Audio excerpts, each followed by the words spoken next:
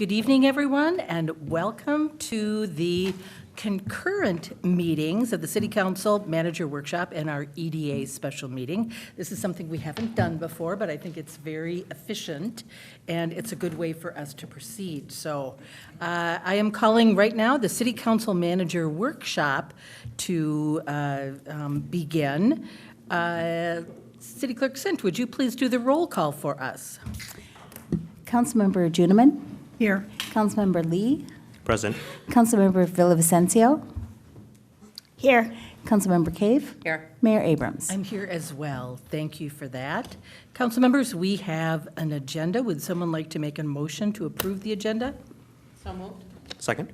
Moved by Cave, seconded by Lee. The motion to approve the agenda for the City Council Manager Workshop. Is there any further discussion? Hearing none, all those in favor signify by saying aye. Aye. Any opposed? That motion carries.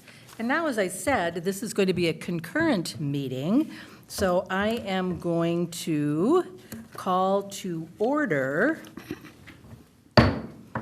the Maplewood Economic Development Authority special meeting. And City Clerk Sint, would you do the roll call for the EDA meeting? Commissioner Juniman. Here. Commissioner Lee. Present. Commissioner Villavicencio. Here. Commissioner Cave. Here. President Abrams. I am here as well. Excuse me, Commissioners, we have an agenda for this meeting. Would someone like to make a motion? So moved. Approval. Moved by Lee. Councilmember Juniman, would yours be a second? I'm sorry, Commissioner Juniman, yours would be a second. All those, is there any further discussion? Hearing none, then all those in favor signify by saying aye. Aye. We also have minutes from, excuse me, our last EDA meeting. Would someone like to make a motion concerning our last EDA meeting, which was Monday, January 13th? Approval. Second.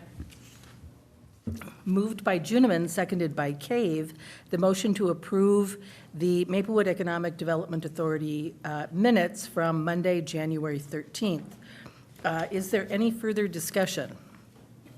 Hearing none, all those in favor signify by saying aye. Aye. Any opposed? That motion carries as well. And now we have both meetings open. They are concurrent meetings. And so with that, I believe I'm going to turn it over to City Manager Sable. Thank you, Mayor and Madam President, and council members and commissioners. This is at the advice of Ron Beatty, City Attorney. He believed that a concurrent meeting was the most efficient way to have this conversation. And so the public will also see two sets of minutes, which I will share will be virtually identical, but for the titles at the top. So, but this is as we've been on the journey to talk about economic development and redevelopment in the city of Maplewood. This is I've lost track of the number of sessions, but this is kind of the continuing pattern that we've had. Late last year, I can't remember if it was late last year or earlier this year, the city entered into a contract with Brianne Rothstein from Thrive, Inc. Brianne is an accomplished economic development professional, both in the private sector and the public sector. She's done stints in both and is now back in the private sector and is a wealth of knowledge and really good, high-quality work. And so we're eager for her to get started. We're grateful that she is going to be presenting with us. And I'm going to look to Community Development Director and Assistant Executive Director Danette Parf. Are there any other comments you want to add? Thank you. I think you hit them all. I'm ready to get started. Let's go. Well, good evening, Mayor and President and council members and commissioners. We're going to have double the fun because we have double the meetings here tonight. So thank you so much for having me tonight. My name is Brianne Rothstein, as Michael said. I have about 20 years of experience both working in local government but also in consulting, and I started my own business about a year ago and have been doing and working on economic development in communities for a little over a year on my own. So thank you again for having me. Tonight is the continuation, like Michael said, of the discussion around your economic development strategic plan. And so as we move forward, what we're here tonight to talk about is kind of level setting, reminding each other of what the authority and powers are of the Economic Development Authority, talking about some next steps, and we're going to do a little vignette at the end here about some tax base analysis to really dive into what generates tax base in the community and compare the different types of land use. So that's really kind of a broad overview of what we're going to talk about tonight. It probably won't take 2 hours. I certainly won't be up here blathering for 2 hours. So there's plenty of time for conversation, and this being a workshop, if there are points of question or comment during, I'm happy to have you interject as well to be a little bit more informal as we move forward. So thank you again. We'll start with the purpose of the EDA statutorily, talk a little bit about context, kind of what you've been on this discussion and journey up until now.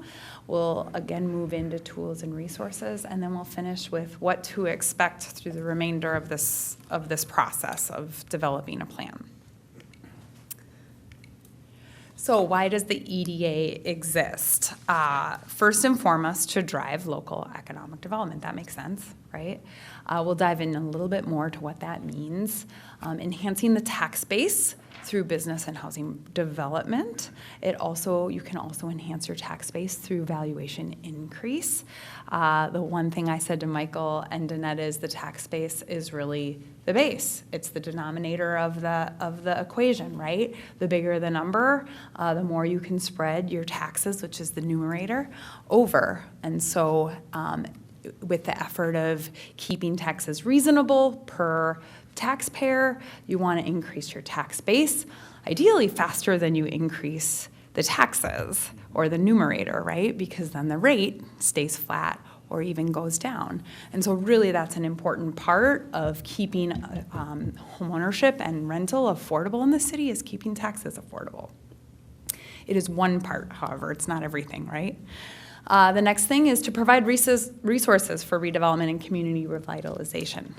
There are a lot of tools that are at your disposal as an EDA that we are going to talk about. We'll just introduce some of those tools. I know that you're familiar with some of them. We'll talk about some new ones. And then as we move forward into the plan development, we'll dive deeper into whether those tools make sense for you as a community and which ones you would like to prioritize and start utilizing more. And then finally, promoting Maplewood as a business-friendly community or environment, a community that's open to business, that welcomes small business, medium business, and large business, and the business of housing too, because housing is a business. And so really, how can we be more welcoming and more open and friendly to business? So those are some of the reasons that the EDA exists here in Maplewood. Specifically wanted to reference statutory authority. So the legislature has given communities, cities, local government, authority that's beyond city duties as part of the Economic Development Authority and the Housing and Redevelopment Authority. You are both, so we'll touch quickly on the statutory authority of each. So in Minnesota Statute 469, there are powers given to the Economic Development Authority that are different and unique from city councils. You have, as an EDA, the authority to acquire and sell property for economic development. As a city, you have that authority too, but as the EDA, you have broader discretion in who and when you sell property to. That's different than the city. You have the ability to provide loans and grants for business development. So you can develop revolving loan programs and grant programs through your powers as the Economic Development Authority. You can facilitate housing projects and redevelopment initiatives, and facilitate is very broad. You can do everything from develop your own housing under the EDA and HRA authorities. Under HRA authorities, you can manage that housing. Not to suggest you will or want to, or that will be part of the plan, but that is an authority that cities have been given through the EDA and HRA to be developers and to own and operate housing. You also have the authority to issue bonds to fund projects. So there's a whole different statute that governs how EDAs bond versus how cities bond. Both have bond authority. They're a little bit different. You have a few different kinds of bonds at your disposal when you're the EDA.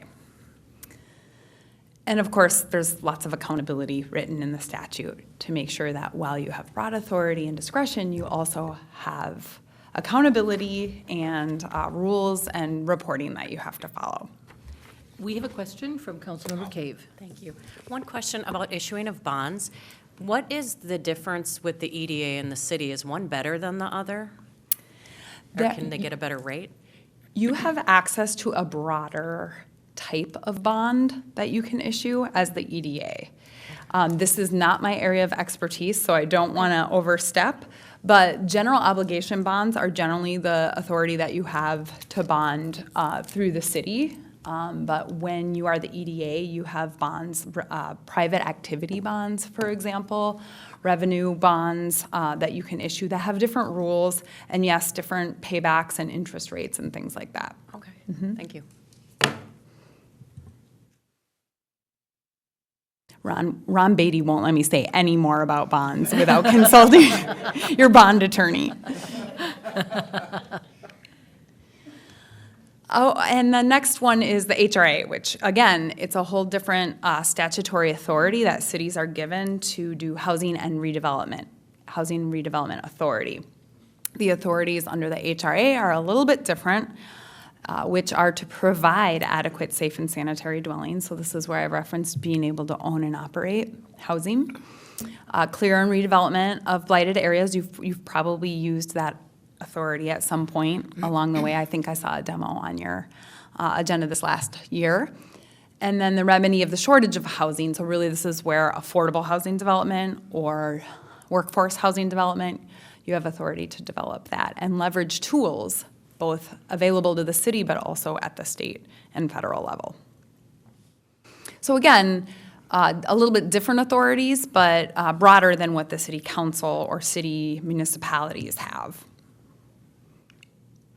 So a little bit about the history of your EDA or MEDA, as it was listed in the bylaws. I was originally formed in 2009 as an EDA, and the HRA was a different body at that time. In 2012, that HRA authority was transferred to the HEDC, which I assume was at the time your Economic Development Commission. And then in 2019, the city adopted bylaws that brought these two agencies or powers together to be the Maplewood Economic Development Authority. So your Economic Development Authority has both EDA statutory authority as well as HRA authorities. And I used to work in Brooklyn Park amongst other people in this room, and that is how Brooklyn Park does it. Other cities do that way too. They have the EDA and the HRA together, who also sit as the council. But even though you are the same people, it is a different body and a different authority, and that's why you have to do all that extra meeting minutes and opening of meetings. Currently, your bylaws say that your city council sits as the EDA. You could change that in the future. I don't know why you would. It would require you to give up power and authority. And I think it actually does work really well to have the city council sit in that role. Otherwise, it can get a little confusing. And you have a president, vice president, treasurer, and your bylaws also identify your executive director, assistant treasurer, and secretary as staff. Again, within your bylaws, you have flexibility to appoint these roles as such. So again, I know some of this might be repetitive or you know this, but it's good to just try to set the stage and remind, especially the powers, remind you that you really are in a position to be very proactive. Whereas if you didn't have an EDA or HRA, you might not have as much ability to do that. So key responsibilities of the Maplewood EDA, this is from your bylaws, which is to lead redevelopment projects. So lead, I mean, that's a responsibility or a role that you could play. Managing your tax increment financing districts. So this is the one you're probably most familiar with when you get your agendas and it's like, oh, we're extending this TIF, or we're doing pooling, or we're decertifying or certifying. You're probably familiar with this as your role. As I look at your agendas, this is a primary function that you've been playing, and TIF is a very important tool in the toolkit. Also facilitating public-private partnerships for economic growth. So again, an opportunity area for you to continue to work with the private sector, with developers and businesses to advance your goals in the community. And then finally, supporting affordable housing development and preservation. Affordable with a small a could be affordable to your residents, could be market rate, could be affordable to like actually subsidized or workforce. So you really have in this instance, a broad definition of affordable. When I look at your agendas, what your EDA did over the last year was you did approve a demolition, so that blight removal is an example of something you worked on. Again, lots of actions related to TIF management, kind of the administrative side of it. Looks like a couple of new TIF districts were created recently, so again, you're familiar with that process and how to use that tool. An interfund loan kind of administrative action. And in August, you really kicked off this effort to think strategically and did some site tours. It sounds like maybe those were before August, to really see what was out in the community and the opportunity areas. And that's really exciting to get out and see and look at examples of both opportunities and also successes. And so you can see that there's a huge opportunity area between what you can do and what you have been doing, and that's why we're here tonight, to really set that stage and talk about what we could do in a plan and in an implementation strategy that could take it to the next level.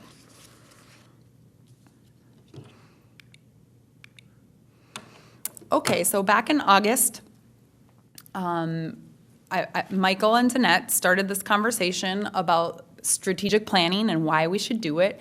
And so these bullets are from that discussion as well. I just want to kind of, again, remind the EDA what was discussed and where we're going. We're going to look at the role of economic development in growing your tax base.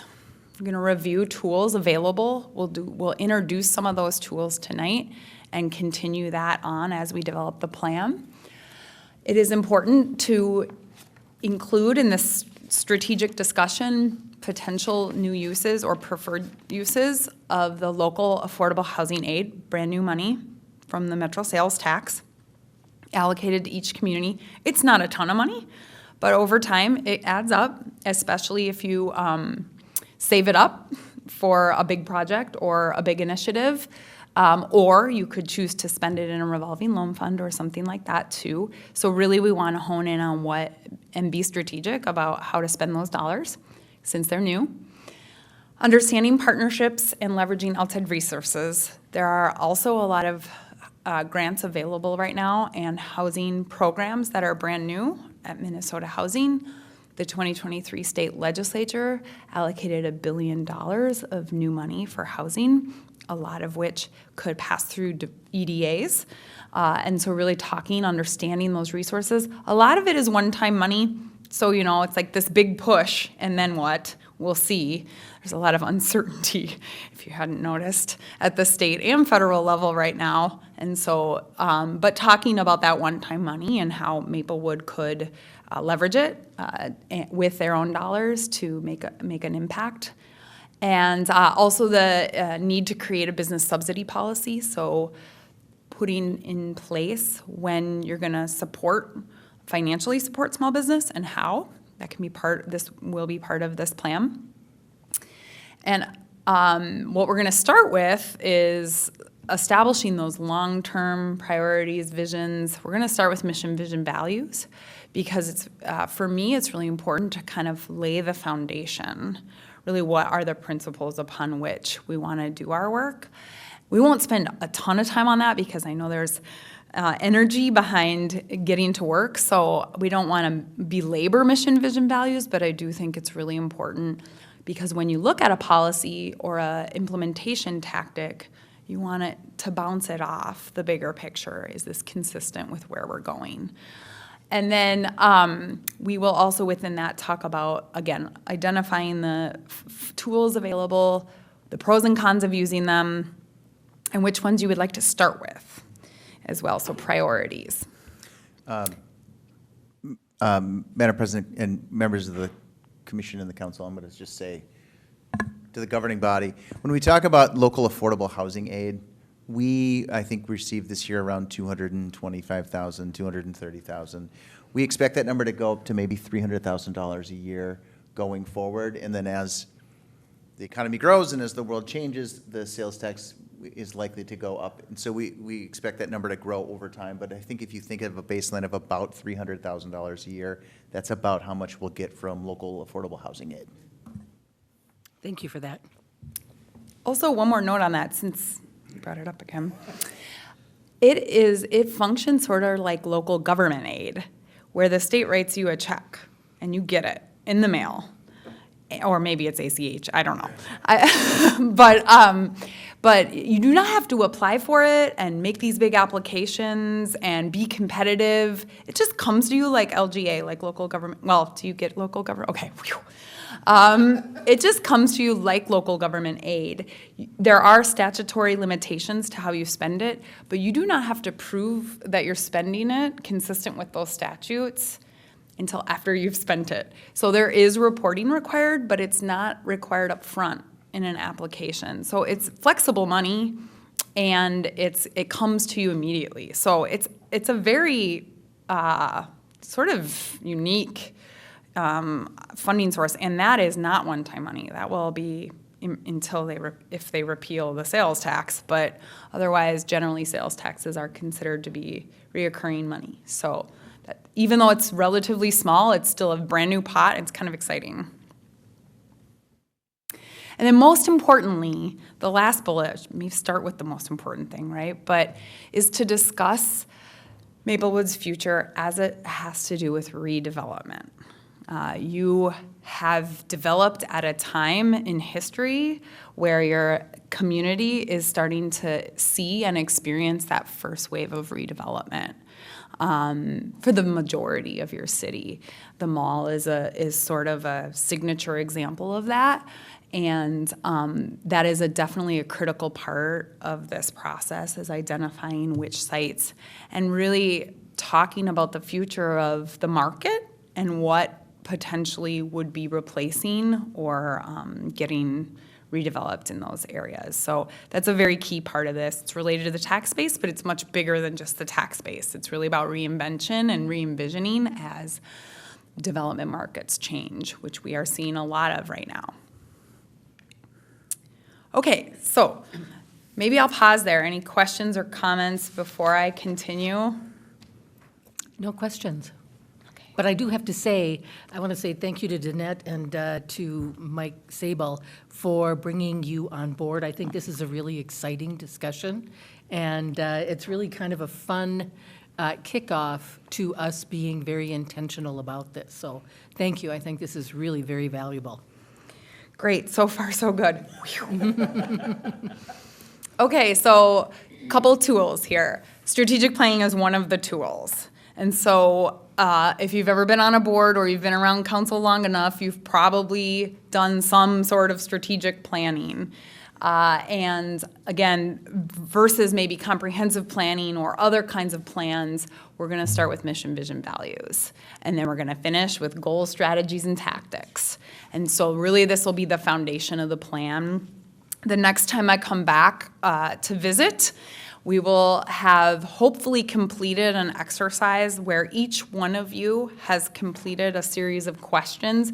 It's not super long. Maybe it would take you 15 minutes, 30 if you really think about it. But those questions will prompt us to then discuss these mission, vision, values. So those will be the first three we talk about next month.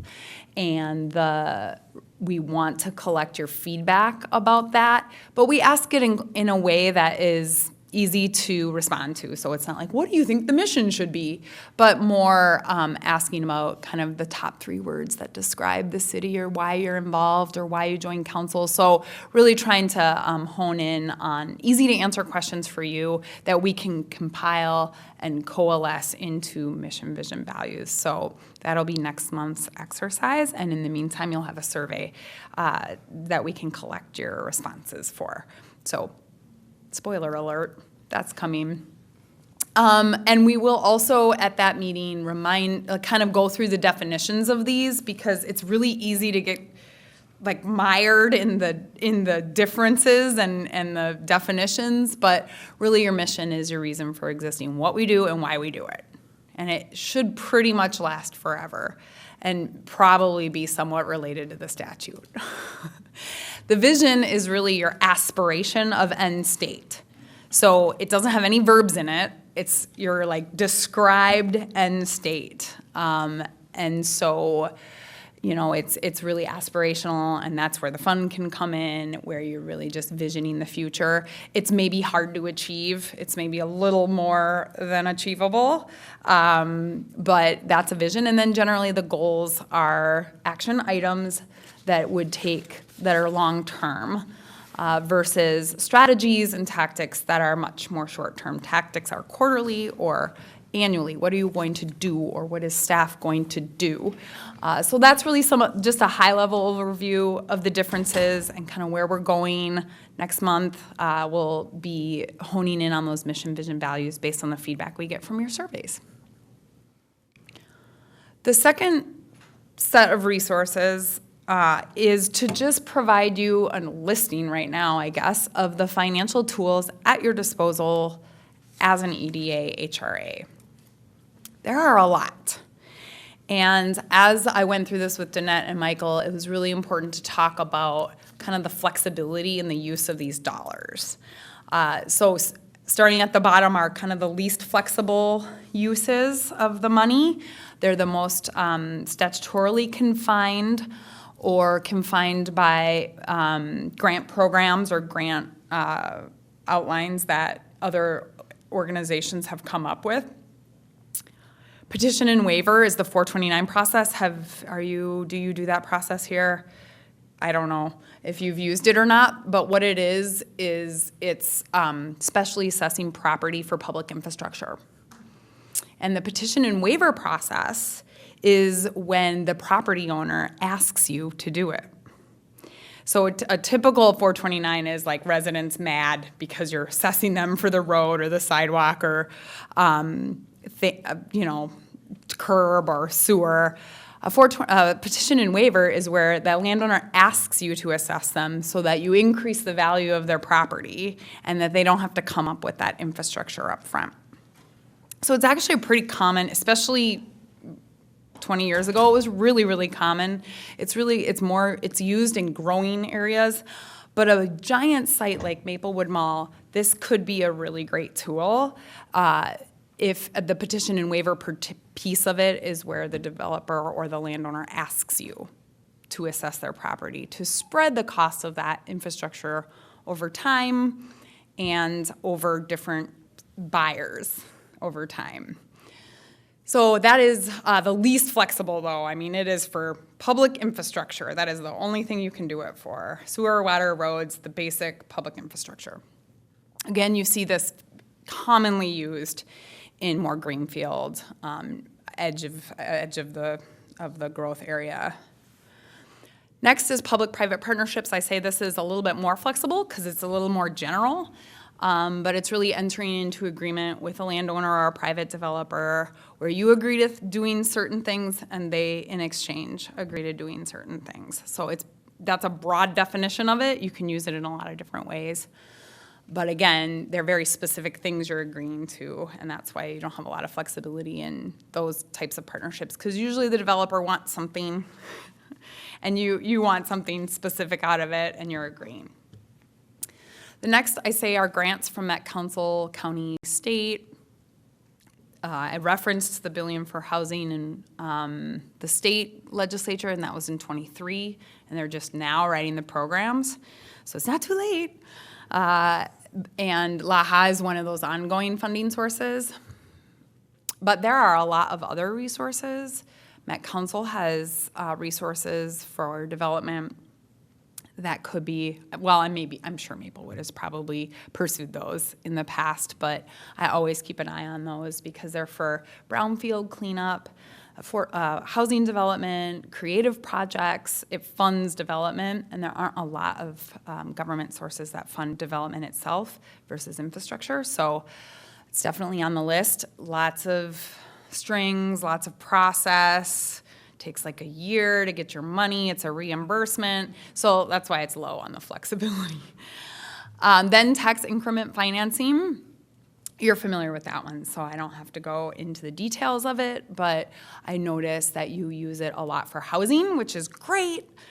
There's also opportunity over time to do more redevelopment districts as your community ages and needs that redevelopment and can meet that blight test that is required by a redevelopment TIF. Again, not super flexible though. You kind of have to use it for the statutorily allotted things. Redevelopment districts are a little bit more flexible, but housing TIFs are pretty strict on what you can use it for. Local housing aid we talked about, again, one level up, more flexible. There are parameters, but it's up to the city to determine how to use it within those parameters. Those parameters are a little bit broader than TIF. You can use it for housing up to 115% of AMI for homeownership and 80% AMI for rentals. So it's got higher thresholds than the TIF. Revolving loan funds, again, a little bit more flexible. As the EDA decide you want to put resources into a revolving loan fund, you have a lot more discretion in what you use that for. That's where your business subsidy program could come in. The nice thing about revolving loans is that they revolve. The money comes back to you and allows you to loan it out again. The bad things about loans is they're a loan. They're not as good as a grant. They have to be repaid.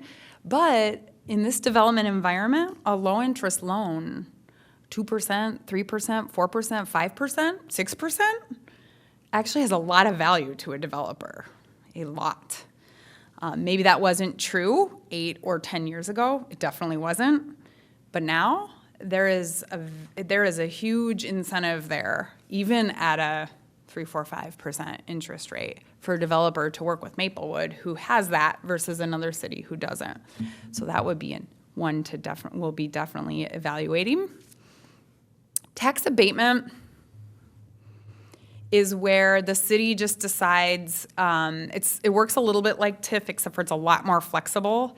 And you just decide that the taxes generated off of a development, you're gonna siphon somewhere else. And that could be pretty much anywhere else.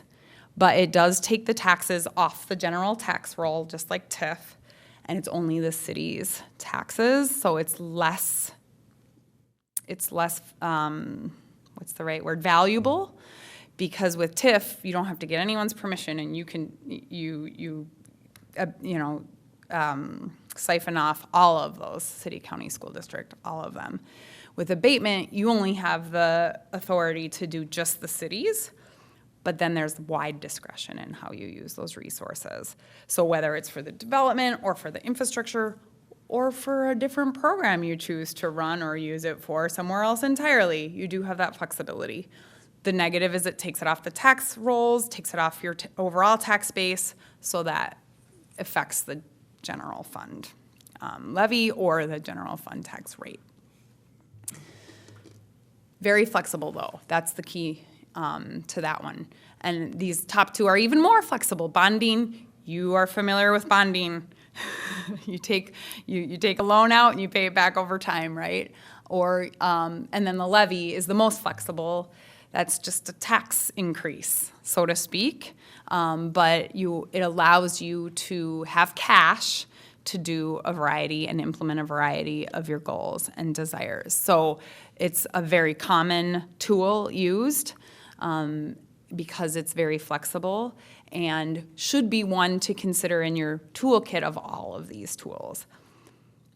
So to summarize, this probably isn't an exhaustive list of every single tool that you have available to you, but I think it's a really good start in looking at low-hanging fruit for how to advance some of your goals that we will be developing as part of this plan.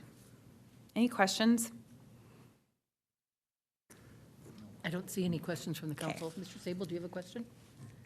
No, I just wanted to maybe build on a point that Brianne made when we talked about the sort of the value of money and is it an interest rate reduction? And there have been changes in state law recently that have changed sort of the value of TIF, and well, I think we'll get into that later, but we're paying really close attention to sort of the external market and also like the regulatory market, and just like, you talk about, you know, this might have been valuable, not valuable 8 years, it's tremendously valuable now. We're trying to really anticipate where the market conditions are and the regulatory environment are, where we can do our best work. Councilmember Cave. I have one question about the EDA levy.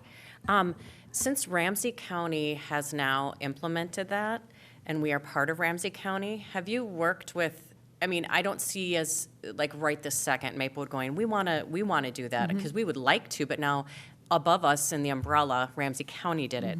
So they kind of took the bite out of it, and so we get a little piece of it. So is that something you see cities doing, even though the county's done it, or is that kind of redundant to do to people? It depends on what county you compare yourself to.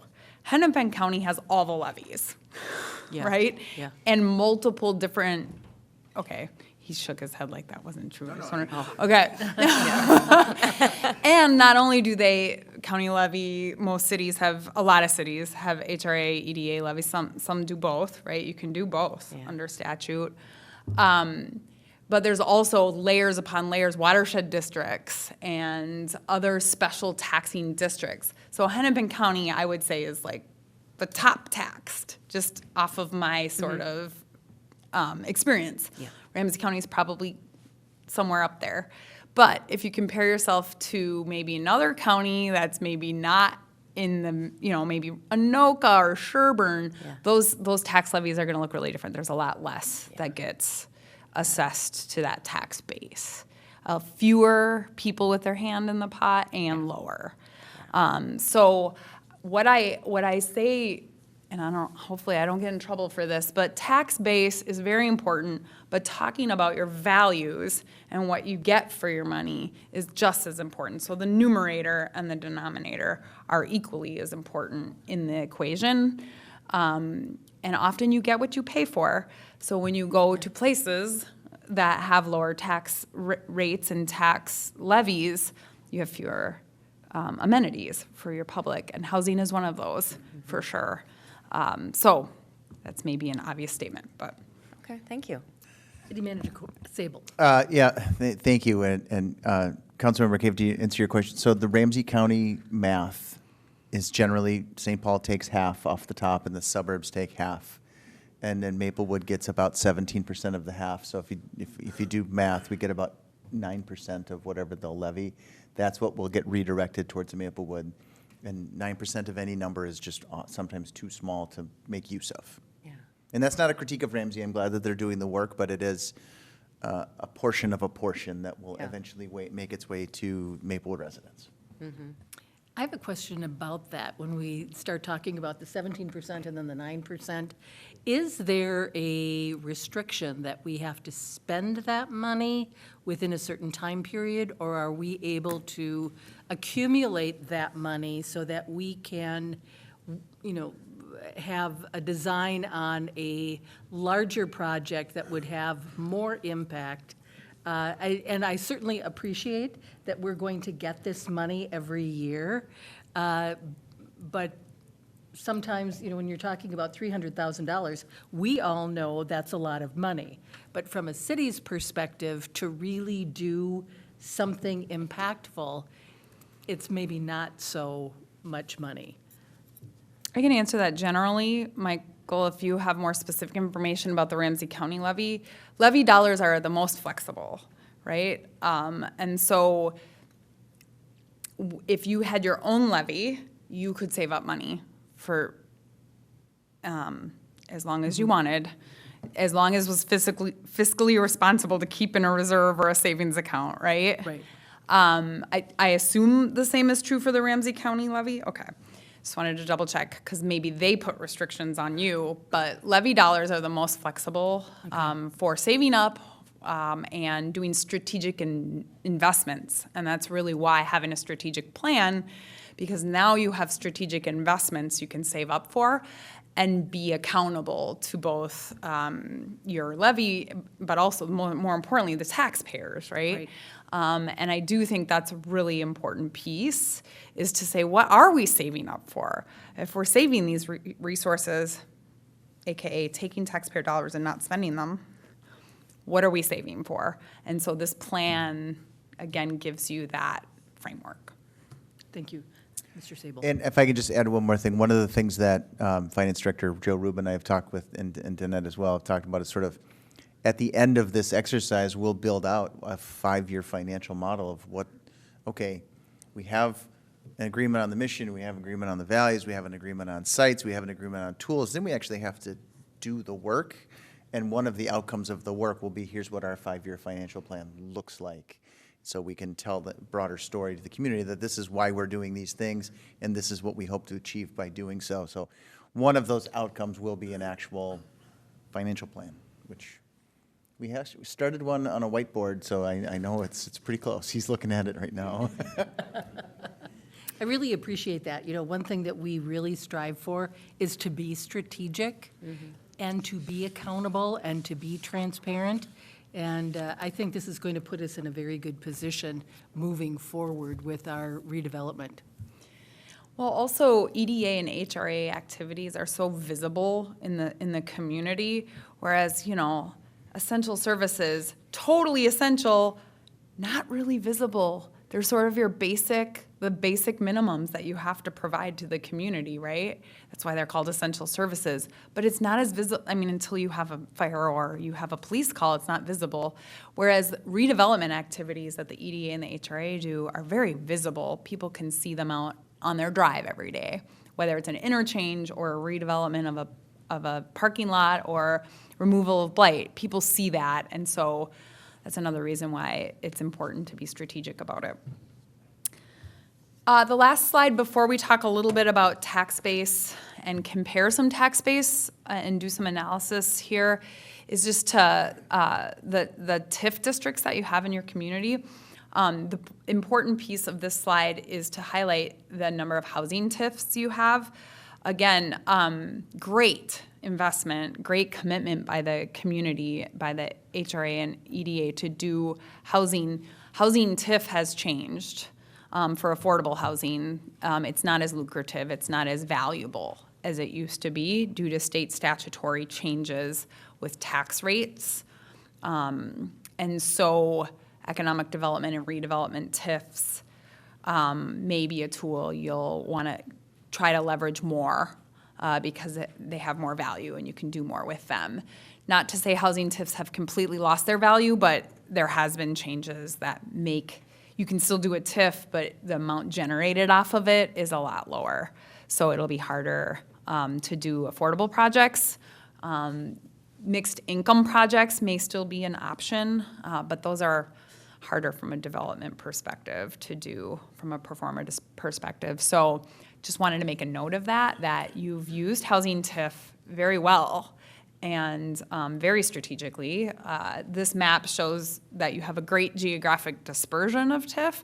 You aren't focusing it all in one area, and that you've really used housing, used that tool to your advantage over the years to develop housing for people in the community. And economic development and redevelopment TIFs should be kind of one to continue to look at, underutilized tool. Okay, so now we're gonna pivot to some comparisons. Again, this is just an intro to this idea of tax base and what generates value in the community. I think there's a lot of assumptions that are made about what generates tax base. And I do want to just note here, we're not doing a full fiscal impact study, meaning we're not looking at both revenue generated and expenses generated. So I do want to caveat that different land uses do have different levels of those essential services that it demands. We did not do that here. That could be a future iteration. However, this is just to evaluate when you review a development or you participate financially in a development, what are you getting for tax base? So we're going to start with kind of a single-family neighborhood and work our way up as we go here. And so I worked with Michael and Danette to identify a couple different kinds of single-family neighborhoods. You've got bigger lots, bigger houses, maybe higher value houses, more taxes generated.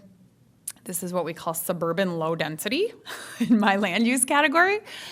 And so in the picture you see, the estimated market value is a total of $6.7 million.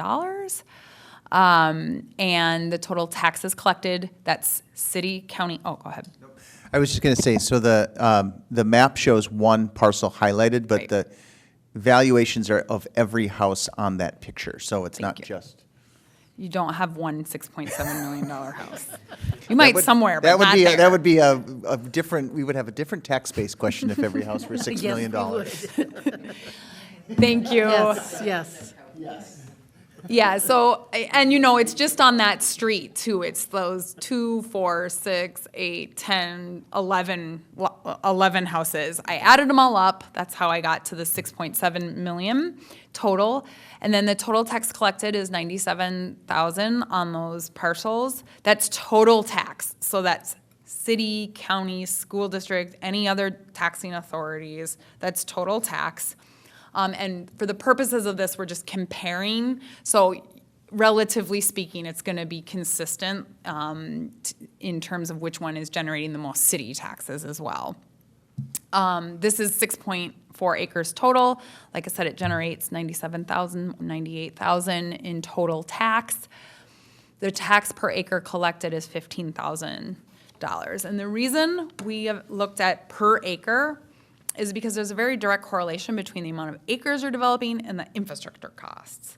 So the more efficient you can be with adding tax base and minimizing your infrastructure investment, that per acre analysis, the more you'll be able to do in your community and the more efficient it will be, if that makes sense. So it's just, again, one indicator, but I do think per acre is important to look at, as well as total tax. They're both important. So this is suburban low density. The second comparison I call urban low density.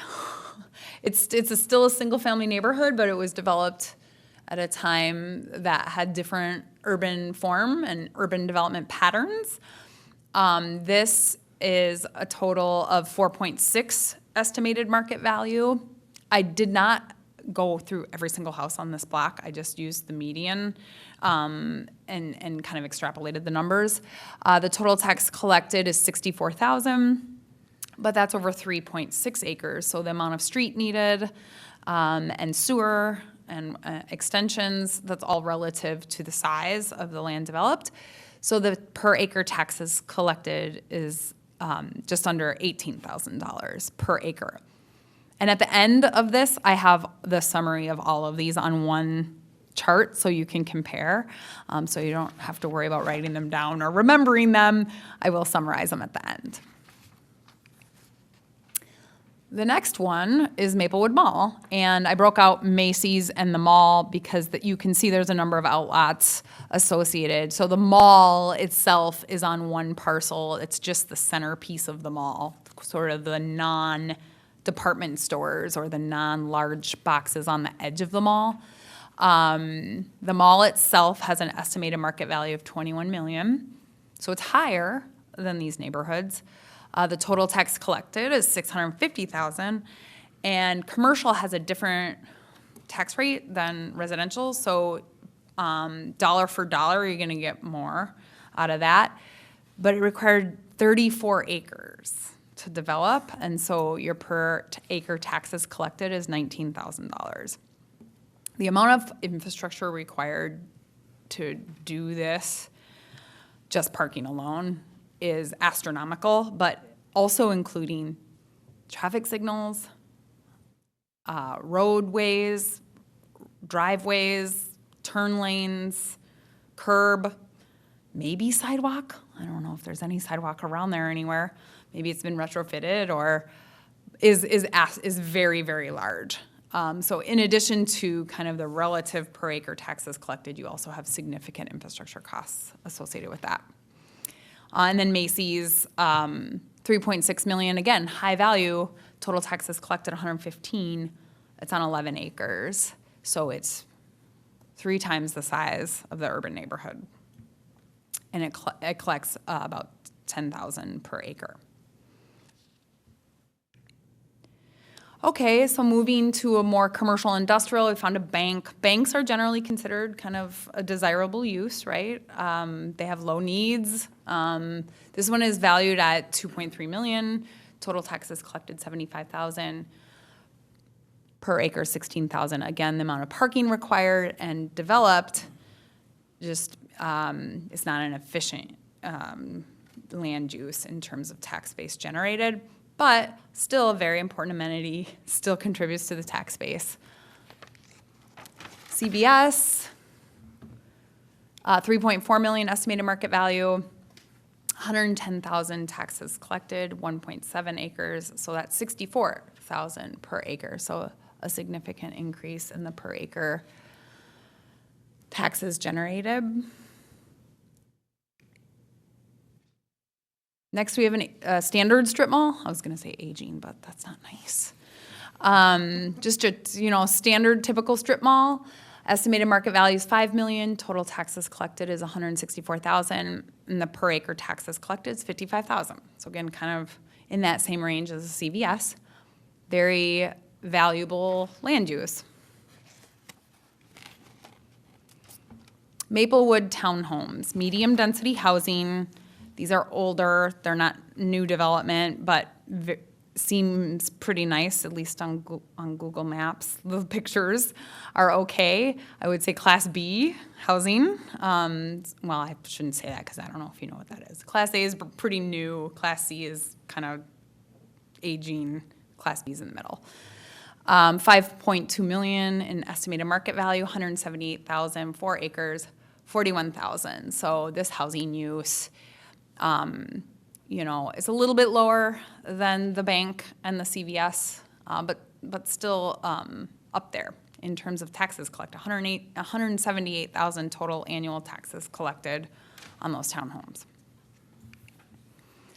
Okay, then you have Maple Ridge Apartments. So this is higher density multifamily housing. Estimated market value is 18 million. Total taxes collected is 341 on 5 acres. Your per acre taxes collected is 68,000 per acre. So it's the highest so far. Again, older apartments, but looks like they're really well maintained. Looks like the property is really well maintained, just from pictures. So this is a newer apartment building, market, I believe market rate, right, Michael? Yes, market rate, high density. Take note that this was built on a parcel that looks like maybe nothing else could go on it. It's on existing infrastructure. I'm making a lot of assumptions looking at the picture, but it looks like the roads were already there. It's an infill site. So kind of an underutilized site. 36 million in estimated market value. Total tax of 642,000. Over 5 acres, 113,000 per acre collected on a site that was a weird shape on existing infrastructure. Generates quite a bit per acre and quite a bit overall. Mr. Sabo. Thank you. One of the things about this parcel, there's a lot of opportunities for good use of land. This is also residents who are shopping in our stores and working in the community, and they're shopping at the strip center, and they're using the CVS, and so there's a lot of value in having economic activity more than just tax base, but there's also a lot of people moving around and vibrancy around a housing development like this, and so it's not to say this exercise is not to say you shall do big multifamily housing projects.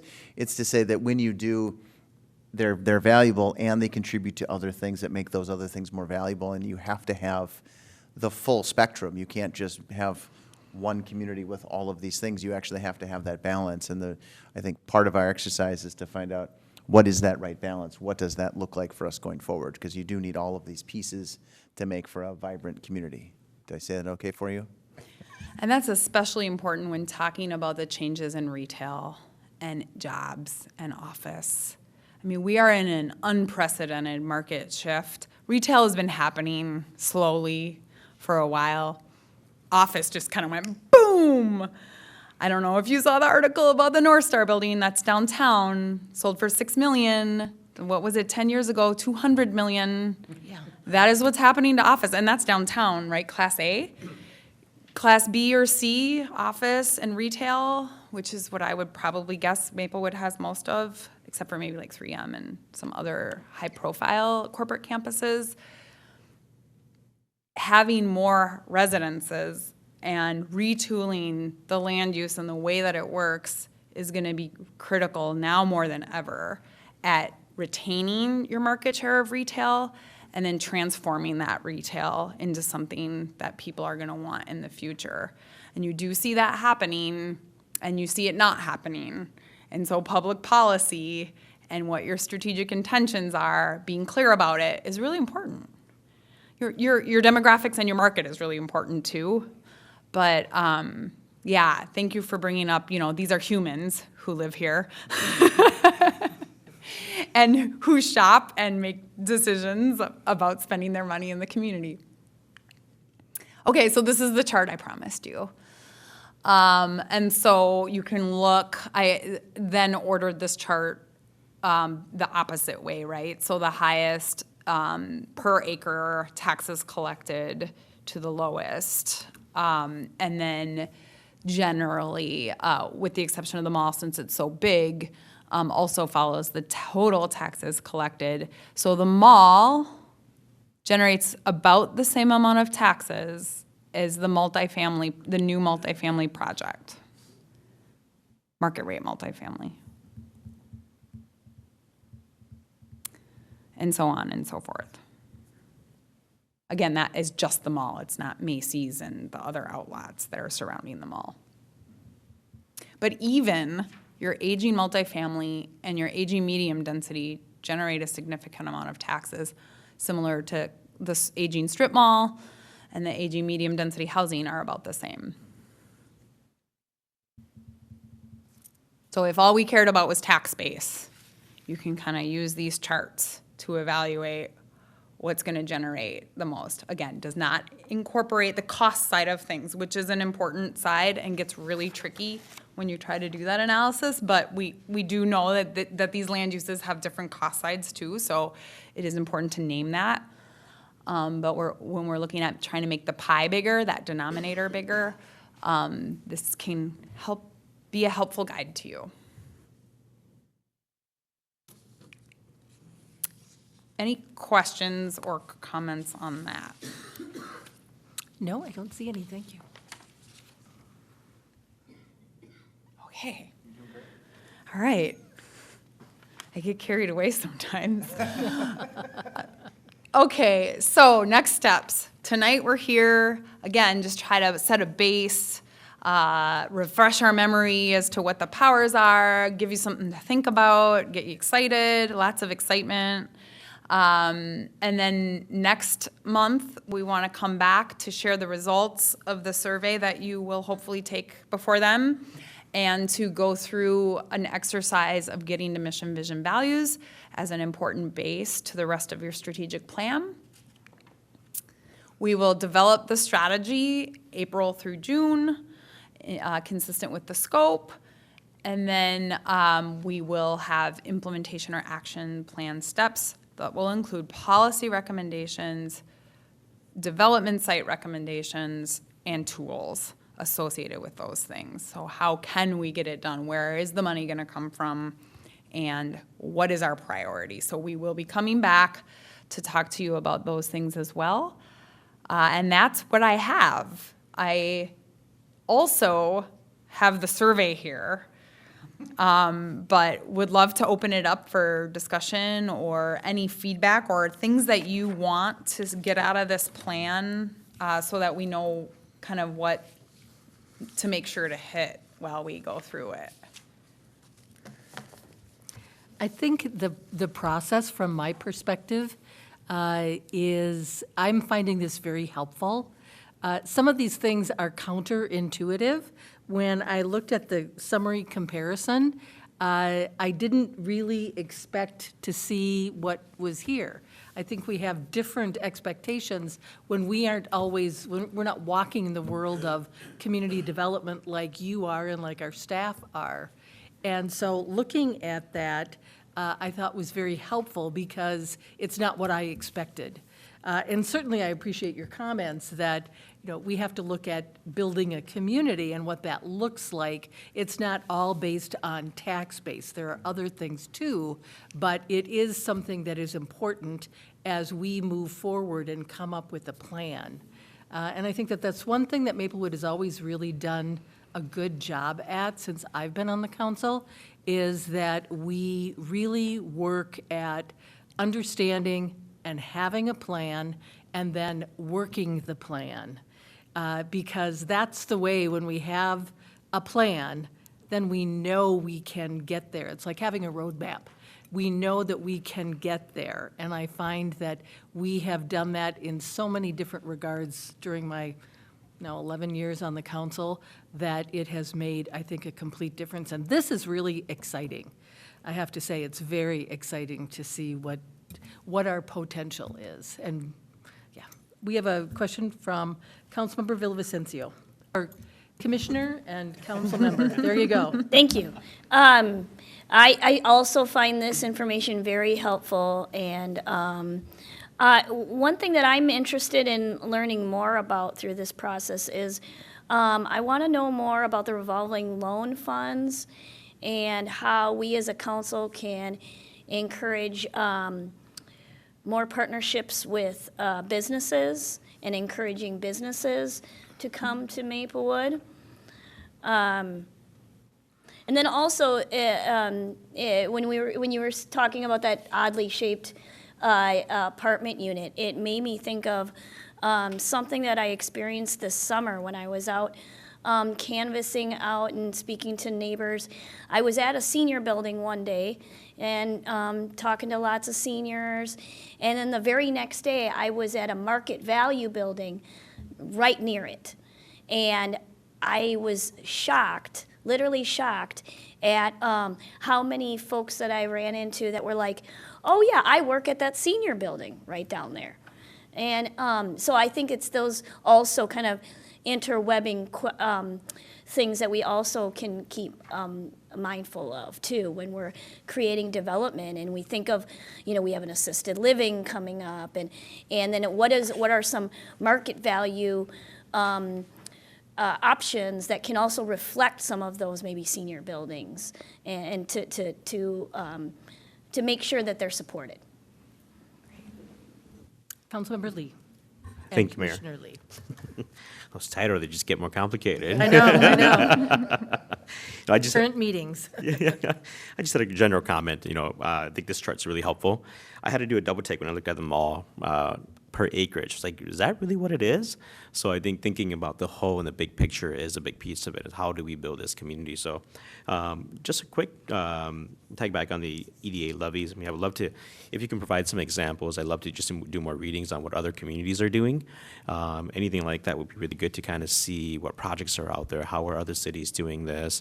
Are they saving up? Are they pushing in projects? What does that look like? So love to see that. One note on both multifamily and commercial is because those are commodities. So a single-family house is your commodity, the person who lives in it and owns it, right? But an apartment building and a commercial are owned by somebody else, and they're making money off of it. Because of that, the vacancy rate plays a huge role in value. So the mall may have had a higher value, much, much higher value at a different time. So I do want to caveat that too. Same goes for multifamily. If there's high vacancy, which right now is not a thing, but at times, when it was a thing, when vacancy rates were higher for apartments, the value of those apartments is impacted. So the lower the occupancy or the higher the vacancy, the lower the value. That's actually true for office buildings too, and that's why we will see trouble with places that have high office percentages, is because those values are set. The second point I want to make, which this is more for the record, because I know you know this, but that apartment building that pays all those taxes, the owner is not paying those taxes, the renters are, right? The owner is making money after all the taxes are paid.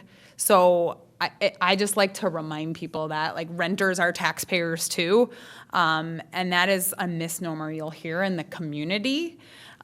We want taxpayers to live here. We need more single-family home, and that might be true too, but renters pay a very significant amount. So when we talk about these numbers, this isn't the property owner paying them, it's the renters, the pass-through cost directly to the renters. So renters pay a huge percentage. They pay a higher percentage than single-family as well.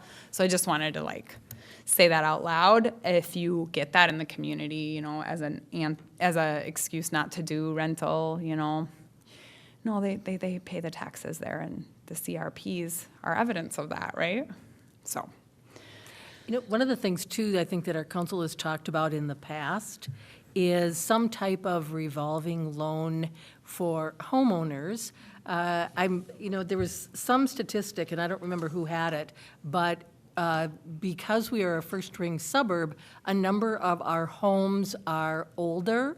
And so thinking of things that we can do to help homeowners with, let's say, energy-efficient furnaces or windows or insulation, or, you know, even doing, I know, I'm trying to remember what city it is, has a curb, it's like a curb appeal, you know, things that you can do for the front of your house to kind of ramp up the curb appeal. Danette, you probably know what city that is. I talked to a mayor, and I don't remember which one it was, but I'm interested in those kinds of loans. I know Councilmember and Commissioner Villavicencio talked about for businesses, but I know as a council, we've talked about this desire to help out so that people can invest in their homes with energy-efficient kinds of things, and then, you know, because their homes are the largest asset that they have, and how can they improve their homes, make them energy efficient, save money, do those kinds of things. Danette, did you? Yeah, Madam Mayor, EDA President, everyone else, sorry. Yes, there are a number of cities. I think St. Louis Park maybe was one of the first to come out with the facade improvement program. There were a number of them that did it. They had pockets of certain generations of housing, and so they were able to go in and create a guide, and then they also had some funding associated with that and brought in some outside funding. But there's a number of cities that have followed suit over the years with that as well. The other thing I was going to add in relation to that, when we've talked with this group about housing before, be it either scattered site, affordable home ownership, be it first-time down payment, be it rehab, some of those other things, we now see a rush of money becoming available. Today, we put in basically our intent to apply for some different funds coming up. So some of it, Brianne did a great job laying out kind of the longer-term strategy. We may have to, at some points, jump in and say, okay, we're going to do that. We don't want to lose any opportunity just because it might be out of sequence with what we're all doing. So you might see some of those things pop up, and some of those are the exact things you mentioned. So those are on the horizon, and they may come sooner than later, just to make sure we don't miss any opportunities. That's great, because if there's opportunities, you know, I'd rather not miss an opportunity, seize it at the moment, even though it may not be as high quite on our priority, but still, we don't want to lose the opportunity to get that money for our community. So, Councilmember Juniman. I have only one word, hallelujah. I've only been asking for a revolving loan to rehab houses since 2004, so it's only been 21 years. Let's get her done. So yes, to see that it's within sight is like, wow, you really can get something done. But in an aging community, that is a big deal, and it teams up with the people who are trying to afford their first house. They can afford to buy the house, but they can't afford to do any of the energy-saving moves or even put a new garage door on or whatever it happens to be. So it has, the overall health of your community is reflected in that. And you That's get why a it's- lot of policy you get a lot of discretion in how you write your plan or your program. So you could have it targeted by neighborhood. If you have specific neighborhoods that need more of that, maybe the homeowners are lower income than other parts of, and you can target it to that neighborhood, or you could target it to seniors. You could say, hey, we're going to do a senior loan program, which benefits the next buyer, right? So there's a lot of ways you can write the policy that are either super targeted or super broad. Great. Councilmember Lee. Thank you, Mayor. I definitely can support something like that. As much as I love revolving loans, I love grants even more. So what we need is the state to give us more money so we can give more money to our community. So just a quick piece, you talked a little bit about vacancy and the mall earlier. You know, the mall industry and the mall scene itself is changing quite a bit. The big boxes are not in the mall anymore.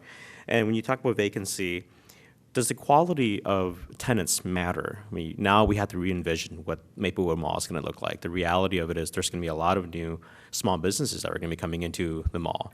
You know, what does that look like in terms of the value per acre? I mean, vacancy in general. I mean, I look at Rosedale Shopping Center and I'm like, I would love to have that happen to Maplewood Mall. I mean, that was a dying mall itself, and that's been revitalized. I mean, what does that look like for us for Maplewood? Well, that is definitely part of the fun of this process is driving your market niche, your market drivers. You aren't going to be Rosedale, but what are you going to be, you know? And that's the fun part. When it comes to value, the rents are what drives the value. So you could have a lot of little tenants taking up tiny little spaces and generate more rent than you would if you had one big tenant. On the flip side, credit tenants are those big tenants, they always pay. The smaller ones may have higher default rates, so your income is what sets those values. And I don't know if this is true in Maplewood, but these large format malls and corporate campuses are disputing their tax value every single year now. They're showing the numbers in tax court, and they're saying, one that shall remain nameless corporate campus in a city maybe I used to work in is 4% occupied. And so the value is now less than the apartment building next door. And it's a corporate campus. So I do think we need to think broader about what really drives value. Certainly we want good paying jobs, but only somewhere between 6 and 13% of the jobs in a community are filled by the community members. So you're detracting jobs for people from other places. So we really have to reevaluate what our assumptions have been about jobs and industrial and office. It's all just really changing. I think Maplewood Mall does have a future in a different format. And if you put housing all the way around it, Southdale's done that. Has Rosedale done that? Not yet. Southdale, that was their niche, right? They found hotels and housing, and that's how they saved their mall. Rosedale is doing more entertainment style. Maplewood will probably do something else. And what that is, I look forward to talking about and putting a plan together for. Thank you. Great. Mr. Sable. Thank you, Mayor and Madam President and Council and EDA.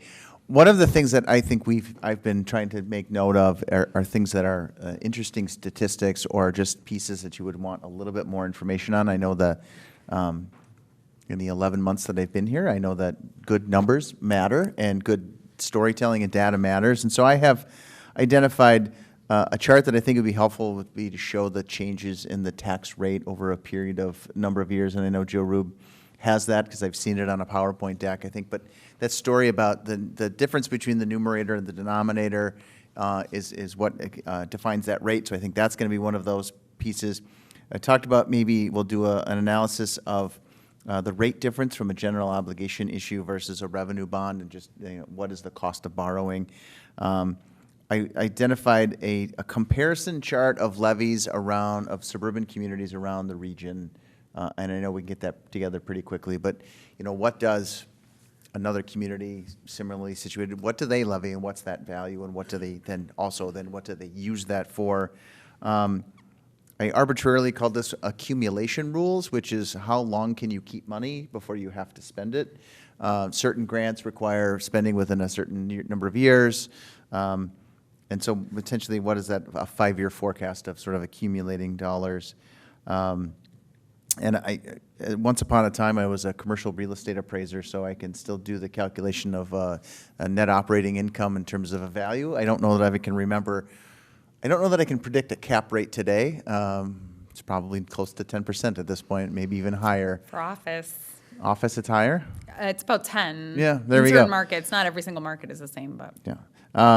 And so, I think we can, at a high level, sort of say what our rental income or, estimated rents are for certain functions, because that does actually then factor in the valuation. So I say all of that to say, are there other pieces of information that you're curious about or that we can kind of pull together in advance of the next conversation? And that's maybe an open question for the members.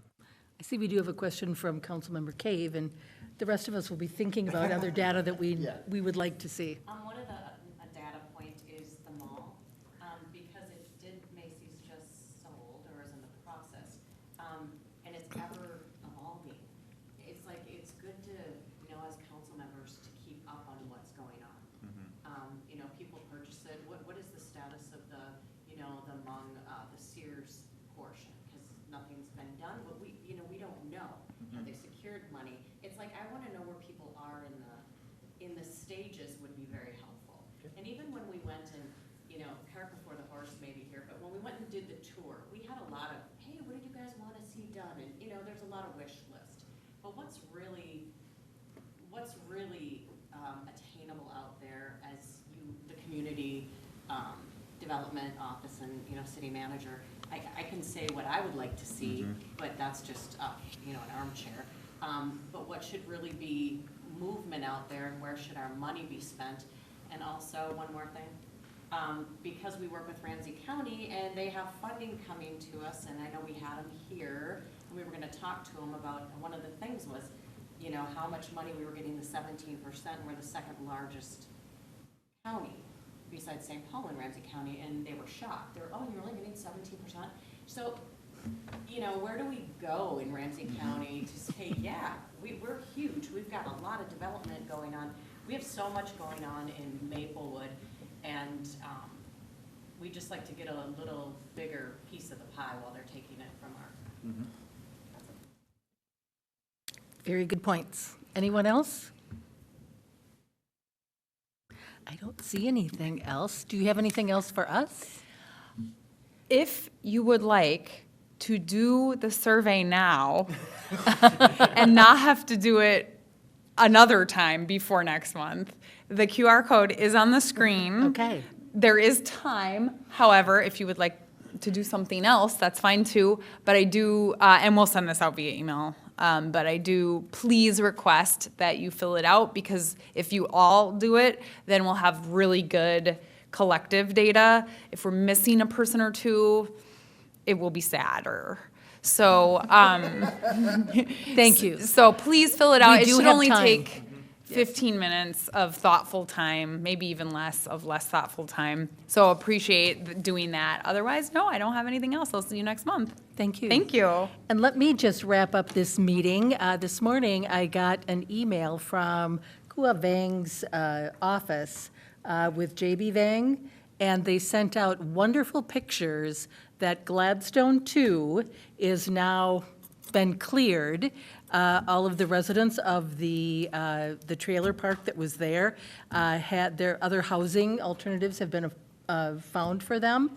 And I got, 5, 6 pictures, and it's clear. And they're looking forward to starting building in the springtime. So that's just kind of a little update, but it was a nice thing to find in my email box this morning. So there you go, the latest thing. So with that, now, back to our concurrent meetings. Operating as the president of the EDA, we have covered our agenda, and I'm going to adjourn the meeting of the EDA. And now, I almost feel like I should be wearing different hats.